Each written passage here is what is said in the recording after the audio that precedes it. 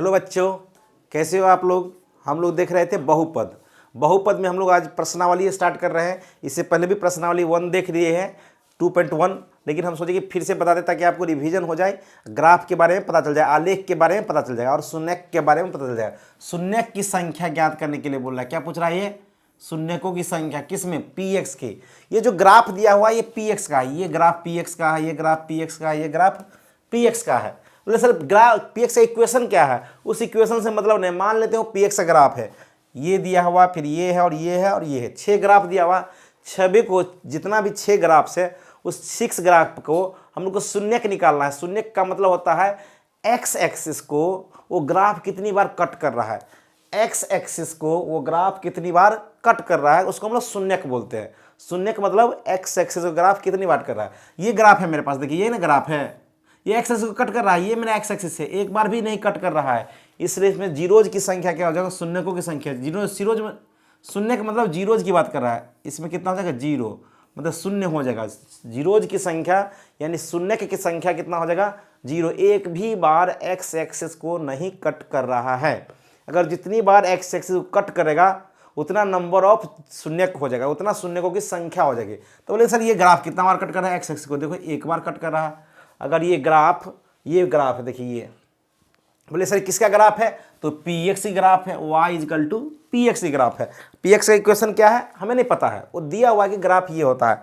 तो इसमें अगर आप शून्यकों की संख्या पूछेगा तो कितना बार कट कर रहा है? एक बार, इसलिए सिर्फ शून्यक की संख्या कितना हो जाएगी? 1। अब इस ग्राफ को जरा देखते हैं, इसमें कितना बार एक्स एक्सिस को कट कर रहा है? देखो एक बार, 2 बार, 3 बार। अच्छा बोलेगा सर यहाँ भी कट कर रहा है, ये तो वाई एक्सिस को कट कर रहा है, ये क्या कर रहा है? वाई एक्सिस को कट रहा है, इसलिए ये शून्यक नहीं कहलाएगा। एक्स एक्सिस को कटने की संख्या कितना है? 1, 2, 3, इसलिए शून्य की संख्या कितना हो जाएगा इसमें? 3। अच्छा बोले सर यहाँ कट कर रहा है, तो देखो ये वाई एक्सिस है, वर्टिकल लाइन, जो खड़ा हुआ लाइन है उसको हम लोग बोलते हैं वर्टिकल लाइन, जो ऐसे लेवा उसको बोलते हैं हॉरिजॉन्टल लाइन, है ना। तो हॉरिजॉन्टल लाइन और वर्टिकल, हॉरिजॉन्टल लाइन को हम लोग बोलते हैं एक्स एक्सिस, वर्टिकल लाइन को बोलते हैं हम लोग वाई एक्सिस, है ना। यानी एक्स अक्ष और वाई अक्ष बोलते हैं हिंदी में, एक्स अक्ष और वाई अक्ष। बोले ये ग्राफ है, देखो ये कितना ग्राफ है, एक्स कितना बार कट कर रहा है? एक्स एक्सिस को 2 बार कट कर रहा है, इसलिए इसकी शून्यकों की संख्या कितना हो जाएगी? 2। यहाँ तक कोई दिक्कत? इसमें जा देखते, देखो 1, 2, 3, 4, कितना बार कट कर रहा है एक्स एक्सिस को? 4 बार, इसमें शून्यकों की संख्या कितना हो जाएगी? 4। इसमें देखते, देखो 1, 2, 3, कितने बार कट कर रहा है? 3 बार, इसलिए शून्यकों की संख्या कितना हो गया? 3। ये आपको एक्सरसाइज प्रश्नावली 2.1 का क्वेश्चन है और इसको सोल्व करना था। हम लोग ग्राफ पे ही सोल्व कर लिए। एक्स एक्सिस को जितना बार कट करे उतना नंबर ऑफ शून्यक हो जाएगा, उतना नंबर ऑफ शून्यकों की संख्या हो जाएगी। एक्स एक्सिस को जितना बार जो ग्राफ कट करेगा वो cut number of cut section जितना प्रतिच्छेद करेगा वही प्रतिच्छेद क्या कहलाएगा? शून्यकों की संख्या। तो इसमें कितना है शून्यकों की संख्या? 0, इसमें 1, इसमें 3, इसमें 2, इसमें 4, इसमें 3। आगे हम लोग बढ़ते हैं एक्सरसाइज पे। और ये देखो ये एक्सरसाइज है,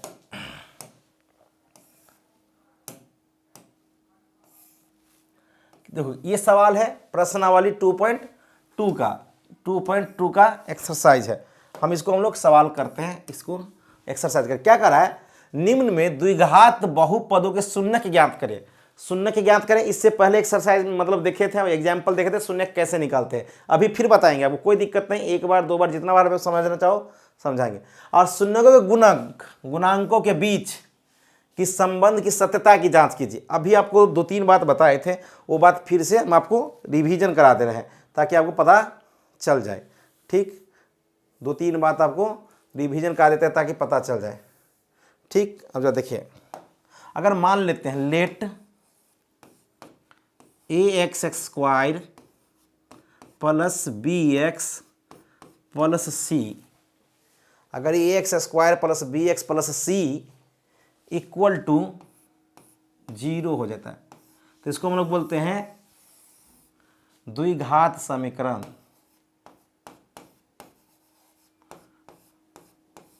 द्विघात समीकरण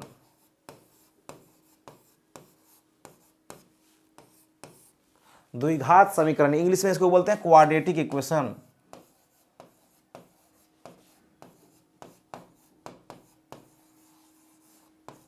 इक्वेशन, ठीक।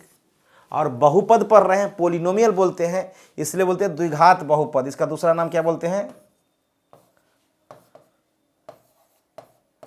द्विघात बहुपद। इंग्लिश में इसको बोलते हैं quadratic polynomial.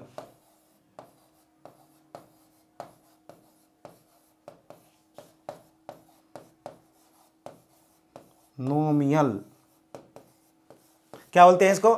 ax² plus bx plus c equal to 0, इसको बोलते हैं स्टैंडर्ड क्वाड्रेटिक इक्वेशन, स्टैंडर्ड द्विघात समीकरण। तो द्विघात समीकरण बोलते हैं इसको, इंग्लिश में क्वाड्रेटिक इक्वेशन बोलते हैं। द्विघात बहुपद को इंग्लिश में क्वाड्रेटिक पोलिनोमियल बोलते हैं। इसका स्टैंडर्ड फॉर्म है तो यहाँ पे, लेकिन ये वेयर, जहां, ठीक, जहां क्या होना नहीं चाहिए, जहां a कभी भी 0 के बराबर नहीं होना चाहिए। जहां a क्या होना चाहिए? कभी भी 0 के बराबर नहीं होना चाहिए। अगर 0 हो जाएगा तो ये क्या हो जाएगा? रैखिक पोलिनोमियल हो जाएगा, रैखिक बहुपद हो जाएगा, यानी लीनियर पोलिनोमियल हो जाएगा। तो हम लोग को क्वाड्रेटिक रखना है, इसके लिए क्या होना चाहिए? ये बात होनी चाहिए। अब इसकी बात कर रहे हैं तो 2-3 बात इसमें पढ़ाए थे अभी। क्या क्या पढ़ाए थे कि अगर कोई ax², अगर ax² px इक्वल टू, अगर ये हो जाए ax² plus bx plus c, ये हो जाए तो हम लोग को इसका रूट्स होते हैं, रूट्स मतलब जीरोज, अल्फा और बीटा जो होता है, मान लेते हैं लेट अल्फा और बीटा शून्यक अवधि इक्वेशन,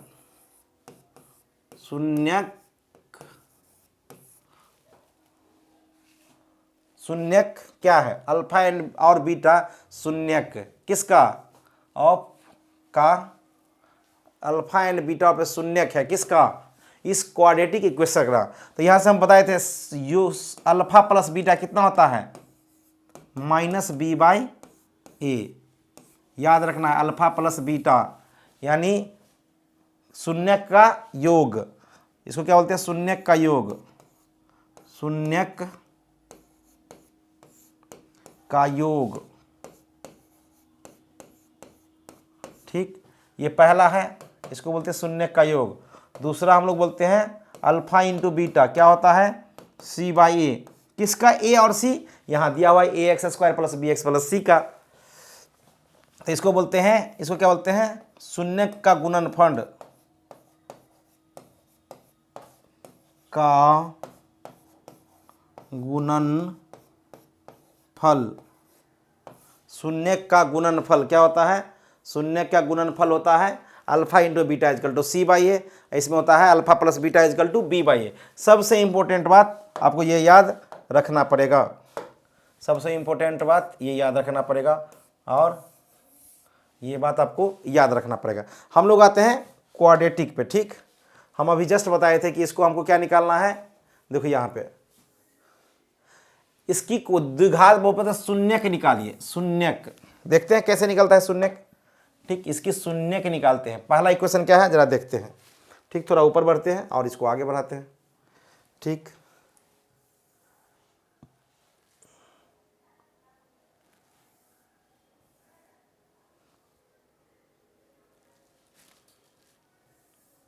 अब जरा देखिए, इसका पहला इक्वेशन है, ठीक।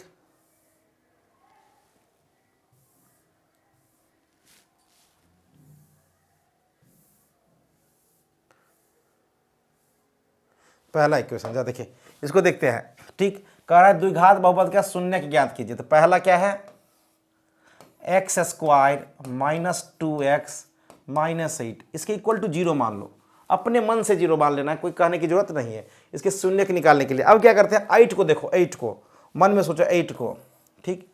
इसको ऐसे दो ब्रेक करो, दो पार्ट में ऐसे ब्रेक करो, -8 है, ठीक। ऐसे ब्रेक करो कि ऐड करके -2 आ जाए और मल्टीप्लाई करके -8 आ जाए तो क्या हो सकता है, देखो -4 और +2, देखो -4 2 जा कितना होता है -8, यानी 4 2 जा कितना होता है -8 और -4 +2 कितना होता है -2, यानी इसको ऐसे लिख सकते हो अच्छा इसको x² -2 को कैसे लिख सकते हो, देखो -4 -2, कोई दिक्कत, देखो 4 - 2 +2 अब +2 में से माइनस किया तो -2, x -8 = 0, कोई दिक्कत। ये हम क्या बताएं आपको याद रहेगा, -8 को इस नंबर को ऐसे ब्रेक करो कि आपको ऐड करके -2 हो जाए और मल्टीप्लाई करके -8 हो जाए। यहाँ तक किसी को दिक्कत, ठीक, तो इसको हम देखते हैं आगे। ठीक, अब इसको देखने के लिए हम लोग आगे बढ़ते हैं। देखो पूरा इजी से समझते हैं, कोई दिक्कत परेशानी की बात नहीं है। ठीक, पूरा इजी। अब देखो इस बात को कर रहे हैं तो इसको मल्टीप्लाई कर दो तो कितना हो जाएगा, एक बार और लिख लेंगे, x² -4x, इससे मल्टीप्लाई कर दिए, अब माइनस माइनस +2x, अब -8 = 0। यहाँ से क्या करो आप x निकाल लो, x निकाल लिए तो यहाँ से क्या बचेगा x, और यहाँ से क्या हो जाएगा -4, चूंकि x निकल चुका है, और यहाँ से +2 निकाल लो तो यहाँ से क्या हो जाएगा x, और यहाँ से क्या हो जाएगा -4, देखो 2x और -4 2 जा 8 होता है, कोई दिक्कत। यहाँ तक किसी को परेशानी, ये सबसे बच्चा को परेशान करता है, इसलिए आप इसको देखो, दोनों में क्या है x -4 कॉमन है, तो x -4 बाहर निकाल लिए, तो यहाँ से क्या बचेगा, देखो x, और यहाँ से क्या बचेगा +2 = 0, तो यहाँ से आपको क्या मिलेगा, x -4 भी 0 हो जाएगा या x +2 भी 0 हो जाएगा, कोई दिक्कत। अगर x -4 भी 0 हो गया और x +2 भी 0 तो यहाँ से क्या हो गया, x की वैल्यू क्या आ जाएगी 4, -4 इधर आएगा तो क्या हो जाएगा +4, यानी एक वैल्यू ये हो गया, और दूसरा वैल्यू क्या हो जाएगा या, है ना, और भी लिख सकते हो या को, x = -2, ये 2 हुआ। हम लोग इसी को बोलते हैं रूट्स, है ना। अब ये इसको मान लो अल्फा, तो अल्फा = कितना हो जाएगा, मान लेते हैं रूट्स क्या है अल्फा और बीटा है, और इसको क्या बोलते हैं बीटा, तो -2। हम क्या बताए थे इस पे, इसको क्या कहता है, देखो द्विघात समीकरण में शून्यकों की संख्या ज्ञात कीजिए, शून्यक ज्ञात नहीं किया तो शून्यक मेरे पास क्या हुआ 4 और -2, और शून्यकों तथा गुणांकों के बीच का संबंध, गुणांक मेरे पास क्या है ABC है, यहाँ पे गुणांक क्या है, देखो यहाँ पे A क्या है मेरे पास 1 है, इससे कंपेयर करो किससे, ax² + bx + c = 0 से। a की वैल्यू कितनी है, x² के कोफिशिएंट के इसको बोलते हैं गुणांक बोलते हैं, गुणांक a है, इसकी गुणांक कितना है, कुछ नहीं तो 1 है, ठीक है, a = 1। b की वैल्यू देखो, b की गुणांक क्या है, यहाँ x की गुणांक b है, यानी या x की गुणांक क्या है -2, इसलिए b की गुणांक कितना हो गया -2, ठीक। c देखो यहाँ पे, c = क्या बोले हैं कांस्टेंट, अचर राशि यहाँ c है, और यहाँ अचर राशि क्या -8, यानी c = -8। हम लोग अभी क्या बताए हैं, ये रूट्स है अल्फा और बीटा, क्या है रूट्स है किसका, द्विघात बहुपद का, द्विघात समीकरण का। तो अगर अल्फा + बीटा हम बताए थे क्या होता है, अल्फा + बीटा क्या होता है -b/a, अल्फा + बीटा देखो क्या होता है -b/a, ये अभी बताए थे आपको, ठीक है। अल्फा × बीटा क्या होता है c/a। अभी जस्ट बताए, चेक कर लेते हैं इसको क्या स्थिति है, देखो यहाँ पे अल्फा कितना है, अच्छा अल्फा + बीटा कितना है, देखो -α + बीटा = -b/a -2 अपॉन a कितना है 1, दैट मीन्स 2, कोई दिक्कत।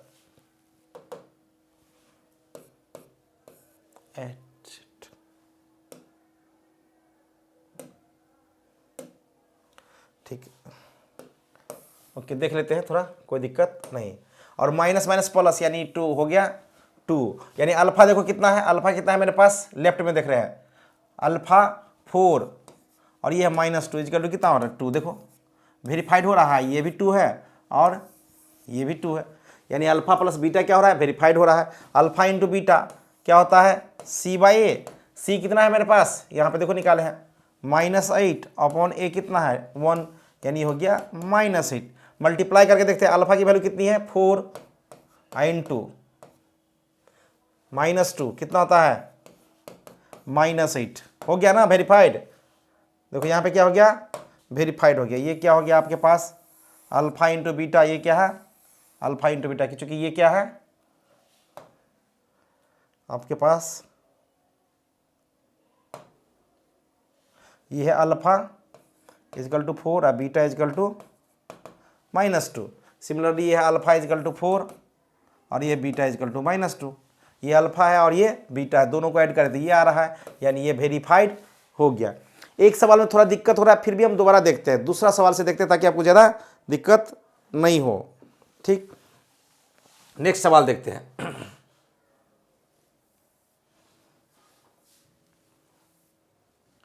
इसको हम लोग आगे बढ़ाते हैं। सेट,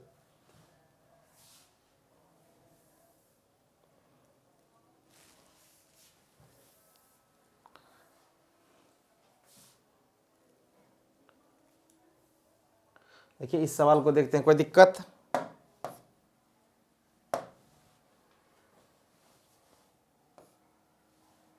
अच्छा चलिए कोई दिक्कत नहीं। इस सवाल को देखते हैं, ये पहला सवाल था, अभी ये पहला सवाल हम लोग सोल्व कर लिए। अब दूसरा देखते हैं, दूसरा क्या है, चलिए यहाँ पे देखते हैं। दूसरा कह रहा है 4s square minus 4s plus 1। हम क्या बोले आपको, कुछ नहीं करना, राइट में जीरो निकाल लेना। हमको निकालना क्या है, शून्य ज्ञात करना है, किसका, द्विघात बहुपद का। द्विघात बहुपद का अगर शून्य निकालना है तो पहला काम क्या बोले हम, जो इक्वेशन है उसको जीरो कर दो। देखो जो ये इक्वेशन था इसको जीरो कर दो। हम क्या बोले अब, देखो ये अचर राशि है, कांस्टेंट है, इसको और इसको मल्टीप्लाई करो तो ये 1 और 4 को मल्टीप्लाई करो तो इधर कितना होगा, देखो 1 इंटू 4 कितना हो जाएगा 4। हम बोले क्या, इस 4 को ऐसे दो टुकड़ा में बांटो कि आपको मल्टीप्लाई करके -4 हो जाए और मल्टीप्लाई करके 4 हो जाए और ऐड करके -4 हो जाए। तो आप इसको ऐसे लिख सकते हो -2 और -2, कोई दिक्कत।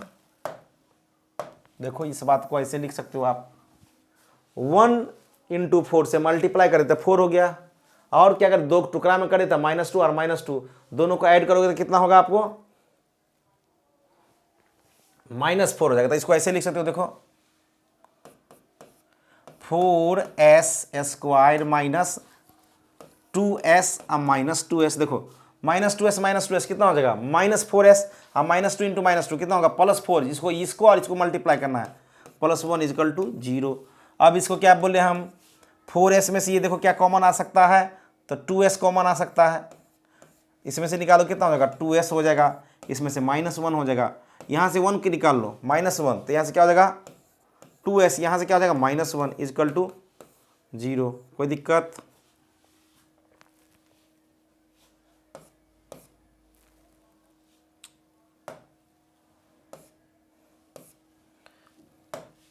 ये s की बात कर रहे हैं, 2s। अब देखो 2s दोनों में कॉमन है तो 2s -1 है ना, ये 2s है और ये भी 2s -1। याद करो हम क्या बोले थे, द्विघात समीकरण में मैक्सिमम 2 शून्यांक हो सकता है, यानी एक भी शून्यांक हो सकता है, नहीं भी हो सकता है। यहाँ देखो दोनों से सेम आ रहा है, दोनों की सेम वैल्यू है तो इसको क्या लिख सकते हैं 2s -1 का होल स्क्वायर, दोनों सेम आ रहा है इजकल टू 0। तो यहाँ से क्या हो जाएगा 2s -1 इजकल टू 0 और s इजकल टू कितना हो जाएगा 1/2, 1 अपॉन क्या हो जाएगा